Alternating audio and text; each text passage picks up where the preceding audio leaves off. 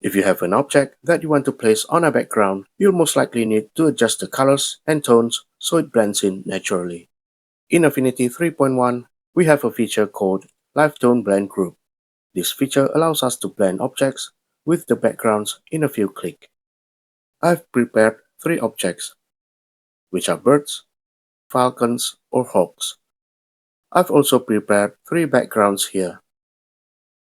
To use it, I'll select all the object layers, then I'll go to Pixel and click Live Tone Blend Group.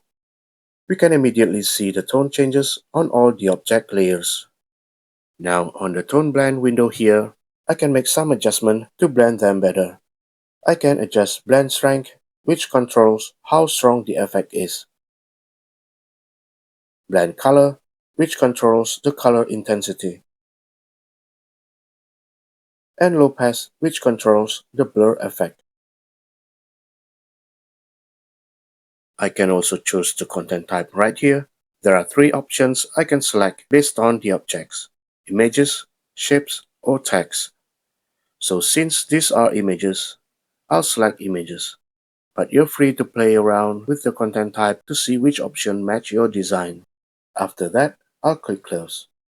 Now if we change the background, the object tones updates immediately following the new background.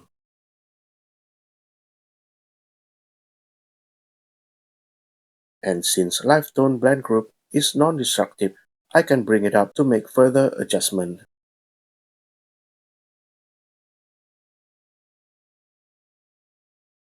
Besides images, we can also use Live Tone Blend Group on a shape, which is a factor as well. So I'll go to another document. I've got the shape and the background image ready here. I'm gonna select the shape and go to Pixel and select Live Tone Blend Group.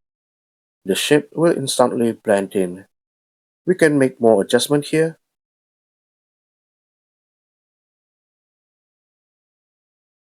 And make sure to select shapes on the content type. Now if I go to the color panel, I can also change the color to get different results. On the next document, I'm gonna show you how to apply Live Tone Blend Group on a text above a background image. So I've got both text and a background image on this document. To blend it with the background image, I'm gonna select the text, go to Pixel, then click Live Tone Blend Group. The effect will immediately shows up. And as before, we can make adjustment right here. I'll make sure content type is set to text, then click Close. Same as the shape before, I can also change the text color to get different results. So that's all about it. I hope this tutorial helped you, and as always, thanks for watching, take care, and bye.